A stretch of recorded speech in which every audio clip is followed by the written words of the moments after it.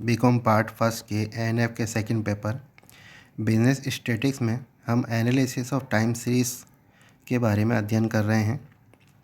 इससे पूर्व के वीडियो में हमने समझा था कि सेक्युलर ट्रेंड को ज्ञात करने के लिए हमारे पास 4 विधियां हैं: free hand curve method, semi average, moving average और लीस्ट स्क्वायर मेथड। इससे पूर्व की 3 विधियों को हम समझ चुके हैं।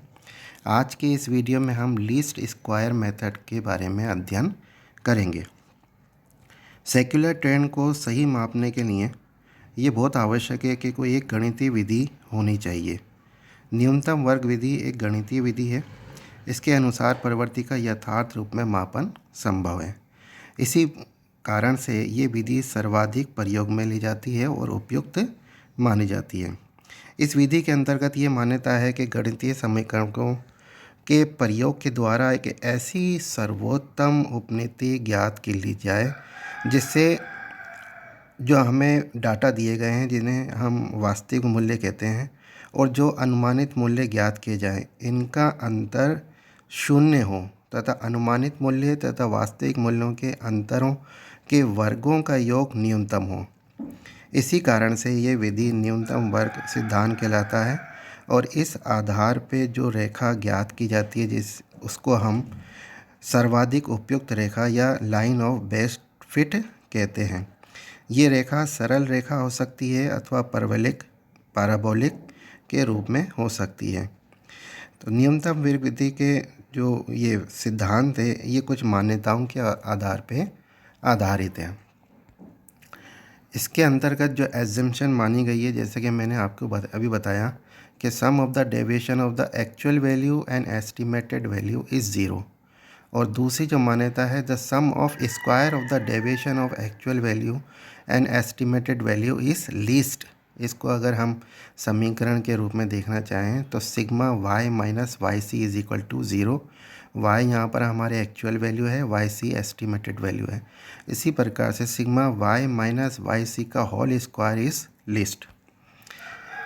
इस समीकरण के आधार पे जो हम एक स्ट्रेट लाइन को बनाते हैं, उसको इक्वेशन के रूप में निम्न प्रकार रखा जाता है: y बराबर a प्लस बी एक्स। यहाँ पर a प्लस बी एक्स में x समय की इकाई है, a और b हमारे कांस्टेंट वैल्यू हैं जो कि स्थिर रहते हैं और समय के अनुसार परिवर्तित होते हैं। यहाँ पर a और b की वैल्यू को ज्ञात करने के लिए हमारे पास 2 नॉर्मल इक्वेशन हैं। उसके आधार पे हम a और b की वैल्यू ज्ञात करते हैं। उसमें पहला समीकरण है सिग्मा y बराबर एन ए प्लस बी सिग्मा x, और दूसरा हमारा समीकरण है sigma x Y is equal to A sigma x plus B sigma x square. यहाँ पर n जो है नंबर ऑफ़ ईयर्स हैं and x represent time point, जैसे वर्षों में दिया गया है या महीनों में दिया गया है, और y हमारे ऑब्जर्व वैल्यू हैं जो कि जैसे चर जिसे हम बोलते हैं वो हैं। सिग्मा एक्स का मतलब हमने जैसे अभी आपको बताया है कि ये इकाई के रूप में समय की इकाई है, तो इसका योग कर लेंगे तो सिग्मा एक्स आ जाएगा। इसी प्रकार से सिग्मा वाई जो है हमें जो मूल समांक दिए गए हैं उनका योग है। सिग्मा एक्स स्क्वायर समय इकाइयों के वर्गों के योग को कहते हैं, और इसी प्रकार से सिग्मा एक्स वाई का मतलब समय इकाई एवं वास्तविक मूल्यों के गणनफलों के योग से है। इन समीकरणों को हल करने के लिए हम उद्गम स्थान यानी ओरिजिन को लेना पड़ेगा, वो समय अवधि को लिया जाता है। इस ओरिजिन को हम या तो प्रारंभ के वर्ष के हिसाब से ले सकते हैं, यानी आधार हम प्रारंभ के वर्ष को ले सकते हैं, ओ या बीच के वर्ष यानी मध्य के मूल्य को भी ले सकते हैं। एक एग्जाम्पल की सहायता से हम इसको समझने की कोशिश करते हैं। For the following data find the trend value by using the method of least square. यह दिए गए हैं 2013, 14, 15, 16, 17, 18 एंड 2019। प्रोडक्शन दिया गया हमें टन्स में। 2013 से संबंधित 160, फिर 2014 से संबंधित 350, 2015 से संबंधित 340, 2016 के सामने 580 और 2017 के सामने 770, 2018 के सामने 910 और 2019 के सामने 950।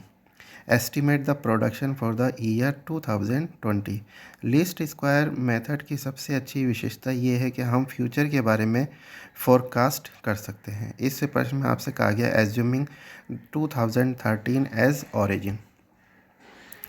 सबसे पहले हम हमारे जो समीकरण में sigma x, sigma y, sigma x square, sigma x y जो वैल्यूज़ हमें रख के ए और बी की कैलकुलेशन करनी है उसके लिए ज्ञात करेंगे। तो इसमें चूँकि 2013 को ईयर लिखेंगे सबसे पहले 2013, 14, 15, 16, 17, 18, 19। प्रोडक्शन उनके सामने जो वाई हैं जिन्हें हम कहते हैं 160, 350 इस तरीके से लिख दिया गया है। इन सब का टोटल सिग्मा वाई 4060 है। एन हमारे 7 है। एक्स हमें 2013 को ज़ीरो मानना है, ओरिजिन मानना है, तो हम 2013 के सामने समय की इकाई को ज़ीरो लिखेंगे और फिर बढ़ते हुए क्रम में इसको लिख देंगे। 2014 के लिए 1, 2015 के लिए 2, 2016 के लिए 3, 2017 के लिए 4 और 2018 के लिए 5 और 2019 के लिए 6 को हम लिख देंगे। इनका एक्स स्क्वायर निकालेंगे समय के स्क्वायर, तो 0 का 0 रहेगा, 1 का 1, 2 का 4, 3 का 9 और 4 का 16, 5 का 25 और 6 का 36 स्क्वायर। अब हमें एक्स वाई को मल्टीप्लाई करना है, तो 0 को करेंगे 160 से तो 0, 350 को 1 से करेंगे तो 350, 340 को करेंगे 4 से तो 2 से सॉरी तो 680। इसी प्रकार से 580 को 3 से करेंगे तो 1740, 770 को 4 से करेंगे तो 3080, 910 को 5 से करेंगे तो 4550 और 950 को 6 से करेंगे तो 5700। इन सब का सम्मेशन हम याद करेंगे तो इट कम्स 16100। अब सबसे पहले हम ए और बी की वैल्यू निकालते हैं। तो हमारे जो नॉर्मल इक्वेशन है sigma Y is equal to N A plus B sigma X और sigma x Y is equal to A sigma X plus B sigma x square. इसमें जो वैल्यू हमने अभी इस टेबल से द्वारा ज्ञात की उनको रख देंगे। तो हम रिप्लेस करेंगे वैल्यू को 4060 is equal 7 a plus 21 b और 16100 is equal to 21 a plus 91 b. तो हम इसको पहले समीकरण को 3 से मल्टीप्लाई कर देंगे और उसके दूसरे समीकरण से माइनस कर देंगे क्योंकि इनकी वैल्यूज़ को निकालने के लिए। तो पहले जो समीकरण है उसको हमने 3 से मल्टीप्लाई किया तो 7a के बजाय यहाँ पर 21a और 21b के बजाय यहाँ पर हो जाएगा 91b। तो हमने 3 से मल्टीप्लाई किया इसको, तो ये आएगा, सॉरी ये तो हमारे पास दिया हुआ ही है 21a plus 91b is equal to 1600 100 और पहले समीकरण को हमने 3 से मल्टीप्लाई किया तो it's comes 21a plus 63b is equal to 12180 को हमने 3 से मल्टीप्लाई किया तो इट कम्स 12180। अब इस समीकरण से इस जो वैल्यूज़ हैं उनको काट देंगे तो हमारा जो निशान मिटाएंगे तो यहाँ पर 28b इज़ इक्वल टू 3920 और जब b की वैल्यू निकल के आएगी इट कम्स 140। b की वैल्यू हमारे पास निकल के आ गई, हम इसको पहले समीकरण में रख देंगे और a की वैल्यू निकालेंगे। तो 7a प्लस 21 इंटू बी की वैल्यू हमने रख दी इज इक्वल टू 4060। यही हमारा पहला समीकरण था।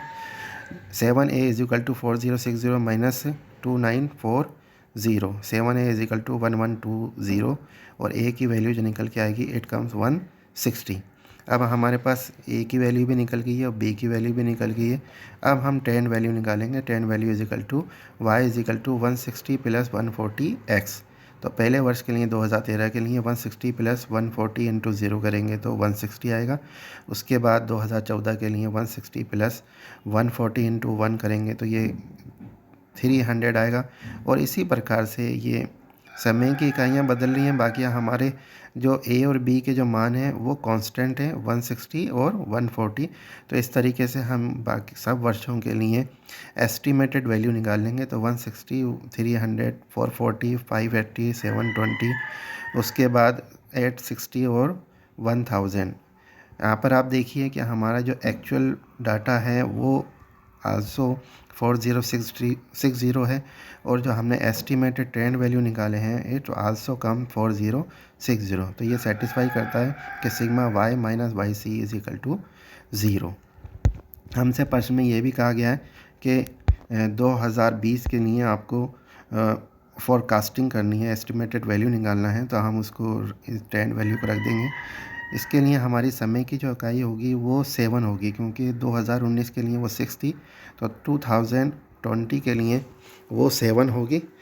हम फार्मूले में इसको रख देंगे और 10 वैल्यू निकालेंगे। यहाँ पर हमारा जो वैल्यू निकल के आएगा 160 + 140 × 7 = 1140। तो ये बहुत उपयुक्त विधि है, जिसमें कि हमने देखा कि शुरू के वर्ष को हमने ओरिजिन माना है और इस प्रश्न को सोल्व किया है। हम बीच के वर्ष को भी ओरिजिन मान सकते हैं और उसके आधार पे भी जब प्रश्न को सोल्व करेंगे तो हमारा आंसर एक ही आएगा। धन्यवाद।